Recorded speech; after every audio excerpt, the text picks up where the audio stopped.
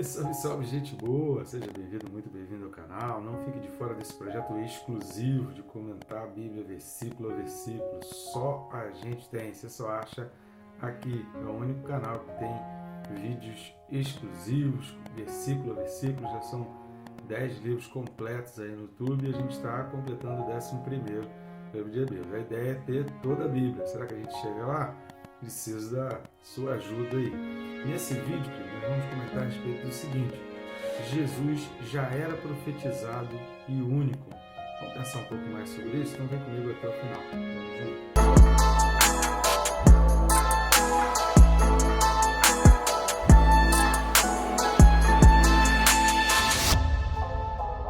Só não deixe de se inscrever, né? Bem rápido e fácil. Você vai clicar no botão que está aí embaixo, inscrever, ao ladinho do meu nome aí, pronto, você vai estar inscrito.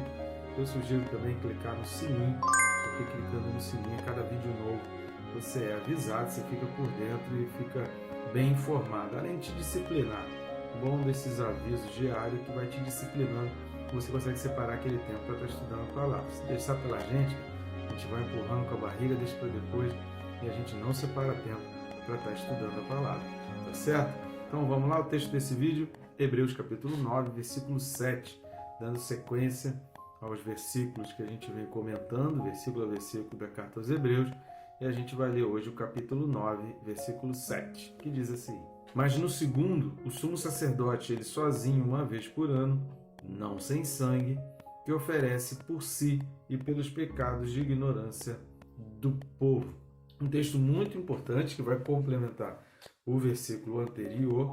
Eu sempre lembro que é importante você estar lendo o contexto todo, então é fundamental que você assista pelo menos os vídeos aí do capítulo 9, do 1 até o 6, para que você tenha a compreensão daquilo que a gente vai falar aqui, pelo menos do 7 ao 10. Então, do versículo 1 ao 10 do capítulo 9 de Hebreus, é fundamental que você não perca o fio da meada, não perca nenhum vídeo para você conseguir entender completamente. Para entender melhor ainda, você precisa assistir os vídeos pelo menos dos capítulos de 1 a 4 de Hebreus também. É você entender todo o contexto e a linha de raciocínio da carta aos Hebreus. Existe uma preocupação com o autor da carta aos Hebreus que a gente não pode deixar de fora. Antes da gente entrar a fundo no comentário desse versículo 7, eu preciso de algumas ajudas suas. Nós temos feito esse vídeo de maneira totalmente independente, não temos apoio aqui de nenhuma instituição. E depois aí das enchentes do Rio Grande do Sul, a gente está voltando aí às nossas atividades para estar deixando. A gente ficou um tempo sem gravar vídeo e agora a gente está voltando a gravar e deixar os vídeos aí diariamente, de segunda a sábado, às 6 horas da manhã, você tem um vídeo novo comentando a palavra de Deus. Você pode nos ajudar de diversas maneiras. Uma das maneiras que é fácil, rápido e grátis é apenas clicando nos botões que estão embaixo. É o famoso triplo C: curtir, comentar e compartilhar. Curtindo e comentando, você dá aquele indicativo para o YouTube que o vídeo é importante, e compartilhando você vai além do algoritmo do YouTube e você mostra para pessoas que talvez não receberiam o aviso do YouTube. Outra maneira que você também está nos ajudando é indo aqui na descrição do vídeo, tem uns links, você pode estar adquirindo um ou todos os nossos livros que estão aparecendo aqui do lado, a capinha deles, e eu recomendo, é muito interessante. Ao adquirir o livro, você está contribuindo com o nosso ministério e também nos ajudando aí no nosso canal. Tá legal? Muito obrigado você que já vem fazendo isso. Então vamos lá nos detalhes aí referente ao versículo 7. Esse versículo 7 começa com essa expressão mas, que é exatamente um oposto. Então está sendo colocado depois do mais, porém, entretanto, todavia, posições um pouco contrárias ou alguma visão oposta. Ele está trazendo, ele trouxe antes um sentido, um significado, e depois ele vai trazer um outro de uma outra maneira, um significado de um outro ponto. Então sempre que vem um mais, porém, entretanto, todavia, e vem algo que é oposto. É quando é somado, quando é no mesmo sentido, usa-se o e, que é aditivo. Né? Por quê? Porque no versículo 6 está falando da primeira parte, dos serviços sagrados, dos sacerdotes, está falando ali do santo lugar, do serviço feito referente àquilo que a gente falou nos versículos 1 e 2. E agora, no versículo 7, ele vai falar a respeito do sumo sacerdote. Então, por isso ele usa essa expressão mais no segundo, ou seja, no primeiro entravam todos os sacerdotes. Eles entravam ali para fazer os serviços sagrados, a gente falou no vídeo passado. Se você não assistiu, assista os serviços sagrados diários, serviços sagrados que eram 2 vezes por dia e 1 vez por semana. Havia os serviços que os sacerdotes precisavam fazer continuamente e era algo que precisava ser feito de maneira contínua.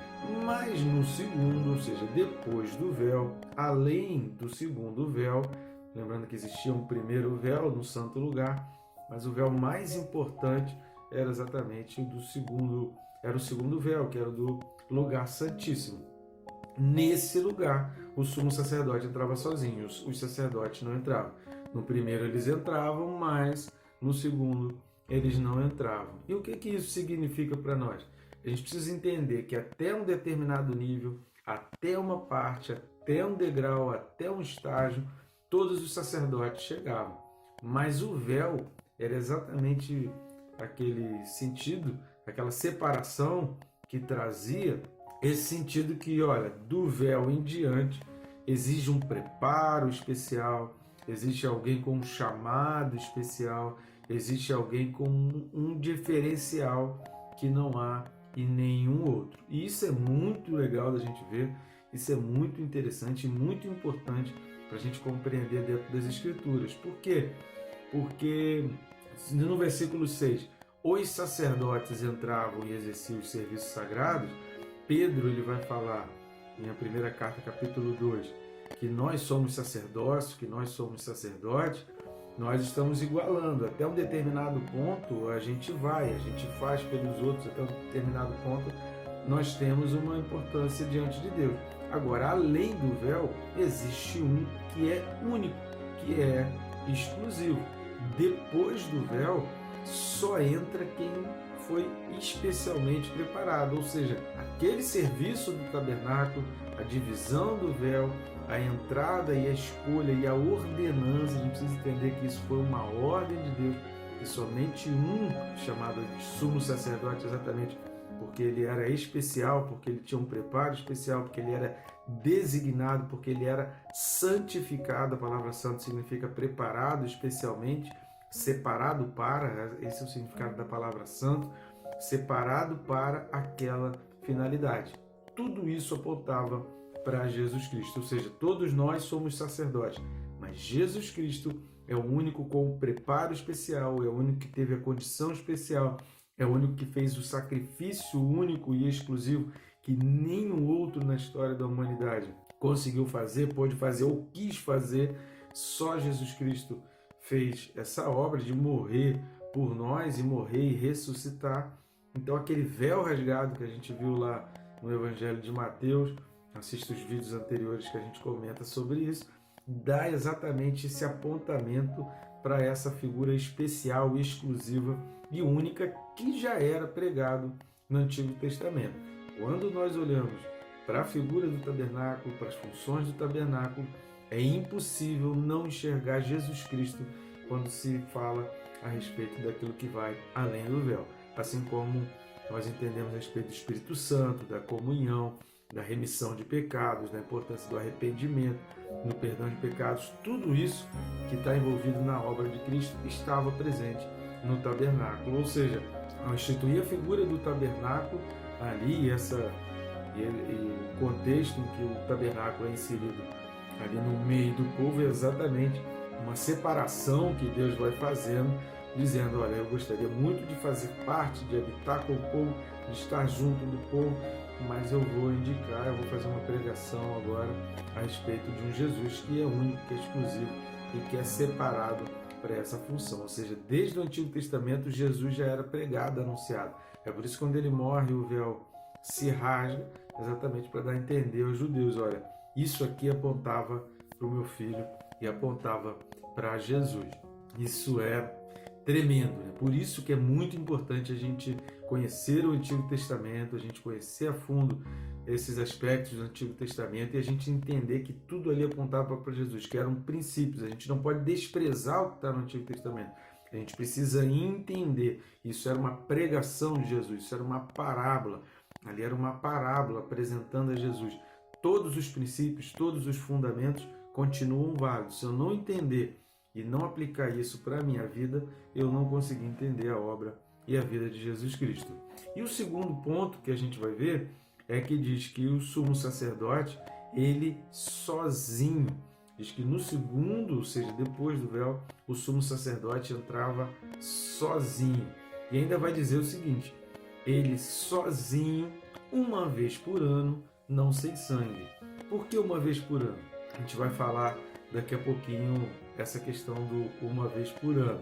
Então vamos entrar nesses detalhes separando exatamente essas expressões. Sozinho, uma vez por ano e não sem sangue. O que isso significa? Então claramente aqui a gente vai ver as instruções de Deus que eram exatamente apontar para Jesus como um Salvador único, alguém especial, alguém preparado, alguém designado para uma função, alguém profetizado. Deus mostra com isso três coisas importantíssimas. Essas três coisas que a gente falou: sozinho, uma vez por ano e não sem sangue, que haviam, né? Preste atenção que a gente está falando do tabernáculo, lá de Moisés, da saída do povo do Egito, de todo o Antigo Testamento. É disso que o autor está falando. Mas ele está pegando aquilo dali e dizendo: Jesus Cristo estava naquilo dali. E aquilo era, na realidade, uma pregação de Jesus. Aquilo estava sendo profetizado a respeito de Jesus. Vamos entender essas três expressões.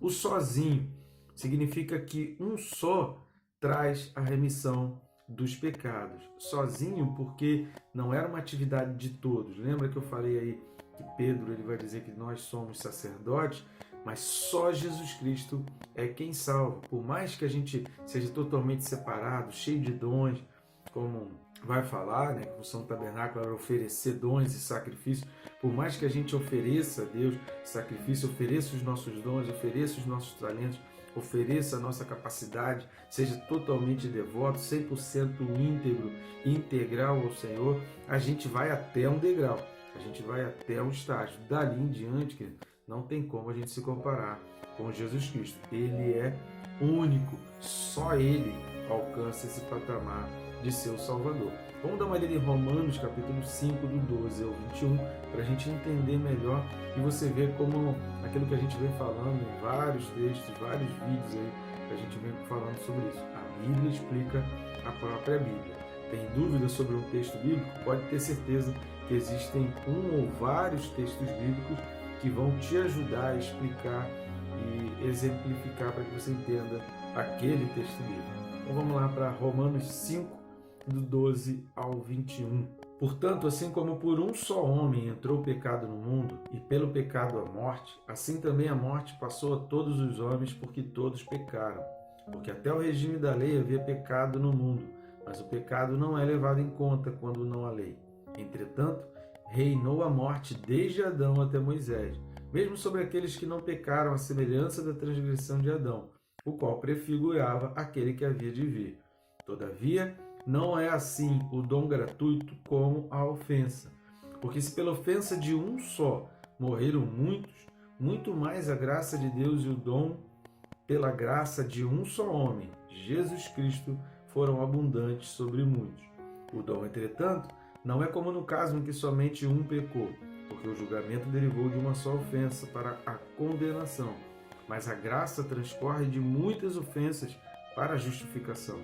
Se pela ofensa de um e por meio de um só reinou a morte, muito mais os que recebem a abundância da graça e o dom da justiça reinarão em vida por meio de um só, a saber, Jesus Cristo. Pois assim como por uma só ofensa veio o juízo sobre todos os homens para a condenação, assim também por um só ato de justiça veio a graça sobre todos os homens para a justificação que dá vida. Porque como pela desobediência de um só homem muitos se tornaram pecadores, assim também por meio da obediência de um só, muitos se tornarão justos. Sobreveio a lei para que avultasse a ofensa, mas onde abundou o pecado, superabundou a graça, a fim de que, como o pecado reinou pela morte, assim também reinasse a graça pela justiça para a vida eterna, mediante Jesus Cristo, nosso Senhor. É praticamente um comentário desse texto de Hebreus 9:7. Fantástico que Paulo vem falando aqui. Fica até difícil a gente acrescentar alguma coisa, tamanha explicação. O que a gente precisa entender, importante, é que quando eu falei no versículo 14, a semelhança da transgressão de Adão, o qual prefigurava aquele que havia de vir, é exatamente o sentido de que o Antigo Testamento, as coisas anunciavam a Jesus Cristo, a própria separação, Deus tirando aquela promessa feita para Eva, lá em Gênesis, no capítulo 3, a promessa feita para Eva, que do seu descendente viria aquele que pisaria a cabeça de serpente, ali já é uma profecia a respeito de Jesus Cristo, é a promessa vinda de Jesus Cristo. Então, tudo prefigurava, tudo apontava para Jesus Cristo. A gente precisa entender, conhecer os princípios, conhecer as bases, os significados, para que a gente tenha a compreensão da obra de Jesus Cristo. O Antigo Testamento é extremamente importante. Sem ele, a gente não consegue entender a obra e a vida de Jesus Cristo. A outra expressão, voltando lá para Hebreus 9, versículo 7, é uma vez por ano. Uma vez por ano indica que é duas coisas, né, quando fala uma vez por ano. Primeiro, que se torna uma coisa especial, uma coisa que se torna diária, a gente vai dando a tendência e a gente dando menos importância. Agora, quando tem um evento assim anual, quando tem um congresso, uma atividade que é todo ano, tem aquilo dali, isso dá um caráter de algo especial, de algo preparado, de algo que precisa ser planejado, de algo estruturado, de algo, né, em que você vai se preparando para aquilo dali. E quando você vai se preparando para aquilo dali, gera uma segunda coisa, que é a expectativa. Ou seja, ao terminar uma, você cria aquela expectativa de quando vai acontecer o outro. Isso aponta para a certeza de que parece que Jesus Cristo não vai voltar, parece que ele está tardando a voltar. Mas assim como ele veio uma vez, ele vem outra vez. A Bíblia diz que um ano para Deus é como 1000 anos, 1000 anos é como, né, um dia como 1000 anos é como um dia. O tempo de Deus é diferente. Então, quando Deus institui para o homem que anualmente o sumo sacerdote podia entrar ali, ele estava trazendo esses dois conceitos de importância, de especialidade e também de expectativa, porque ficava aquela expectativa: quando vai voltar, quando isso vai acontecer. É óbvio que isso já aponta para Jesus Cristo, porque ele veio uma vez e a gente tem essa expectativa de quando vai acontecer a próxima. Assim como os sumos sacerdotes voltavam, e isso era real, a gente pode ter certeza que a volta de Jesus também é real.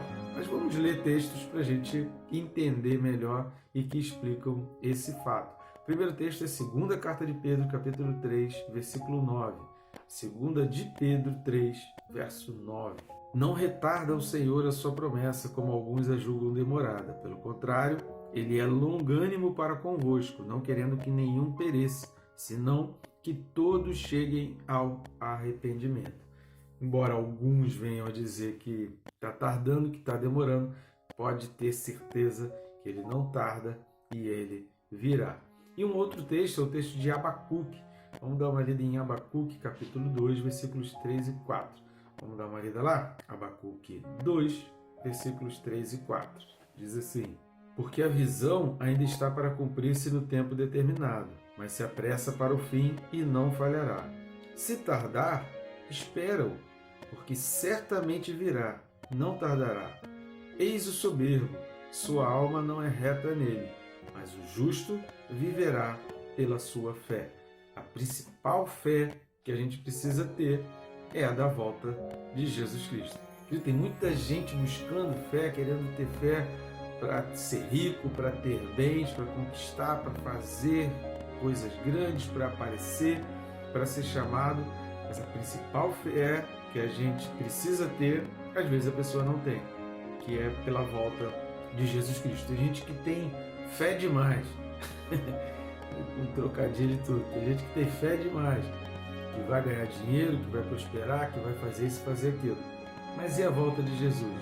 Aí às vezes fica meio na dúvida e não sabe nem explicar, nem entender o contexto. Então a gente precisa compreender, e a principal fé que a gente precisa ter, que o justo vai viver pela fé, a fé na volta de Jesus Cristo, a fé no retorno de Jesus Cristo. Então, uma vez por ano, aponta para essa fé, para essa expectativa, para esse momento especial, para esse momento de preparo, para esse momento em que a gente precisa se preparar e se dedicar para quando ele chegar. E o texto continua dizendo lá que o sumo sacerdote entrava sozinho uma vez por ano, mas não sem sangue. Impossível olharmos esse não sem sangue sem se lembrar do sangue derramado de Jesus Cristo. Para isso existe o memorial da Santa Ceia, onde a gente relembra aquele momento e através daquele momento a gente lembra que um dia a gente vai cear com Cristo, apontando exatamente para a volta de Jesus Cristo. Então a Santa Ceia, ela não puxa somente o sacrifício feito à morte, mas ela é um memorial para a gente entender que ele veio uma vez e ele voltará, assim como acontecia nesse intervalo de tempo entre as duas idas do sumo sacerdote ao lugar santíssimo. Ele foi e um dia voltará. Essa expectativa, esse meio de tempo, esse meio do caminho aqui, é o caminho que nós estamos hoje. Vamos entender um pouco disso, porque lá em Gênesis capítulo 3, a gente vai ter um pouco desse significado e a gente vai entender por que o sangue, qual a necessidade de sangue, por que isso é importante, por que o derramamento de sangue é fundamental. Então a gente vai ler em Gênesis 3, os versículos 9, 10 e 21. Então vamos lá para Gênesis 3, versículos 9, 10 e 21. E chamou o Senhor Deus ao homem e lhe perguntou: onde estás? Ele respondeu: ouvi a tua voz no jardim e porque estava nu, tive medo e me escondi. Agora vamos lá para o versículo 21. Fez o Senhor Deus vestimenta de peles para Adão e sua mulher e os vestiu. Então, Adão e Eva, quando pecaram, o que eles fizeram? Colheram folhas, se cobriram de folhas. Mas as folhas não eram suficientes e elas não tinham esse poder de aplacar a ira. A propiciação, as folhas não conseguem permitir. A remissão de pecados, as folhas não conseguem permitir. Só um sangue, um sacrifício consegue fazer exatamente a propiciação. Por isso era importante que houvesse um sangue para que esse preço ele pudesse ser pago. Então o preço do pecado era exatamente, o preço do salário do pecado é a morte. Paulo fala lá em Romanos, e aí foi necessária a morte de outro para a remissão dos pecados. E isso também apontava para Jesus Cristo. E por fim, no versículo 7, diz que os sumos sacerdotes, eles, vamos voltar lá para Hebreus capítulo 9, eles entravam uma vez por ano, não sem sangue, e ofereciam sacrifícios por si e pelos pecados de ignorância do povo. O que isso significa, querido? Que diferente do nosso santo sacerdote Jesus Cristo, né, como está na Bíblia de Genebra, né, diferente do nosso santo sacerdote Jesus Cristo, que a gente falou aí, assista os vídeos correspondentes a Hebreus 5:3 e Hebreus 7, 26 e 27, Hebreus 5:3 e Hebreus 7, 26 e 27, a gente falou a respeito do nosso santo sacerdote, de Jesus Cristo. Diferentemente dele, os sacerdotes levitas precisavam fazer uma oferta por si mesmos. A exemplo de Jesus, eles faziam uma oferta pelos outros. Mas duas diferenças básicas tinham com relação a Jesus. Primeiro, a oferta era de um terceiro, Jesus ofereceu por si mesmo. E segundo, os sumos sacerdotes precisavam também de um perdão de pecados para si. Os sumos sacerdotes precisavam também de um olhar de Deus para si mesmo. Jesus não precisava, porque ele é santo, ele apenas ofereceu, entre muitas aspas, porque não significa que foi pouca coisa, pelos pecados da humanidade, pelos pecados do povo. O sumo sacerdote não, como pecador, como alguém que precisava desse encontro, ofereceu também o sacrifício por si mesmo.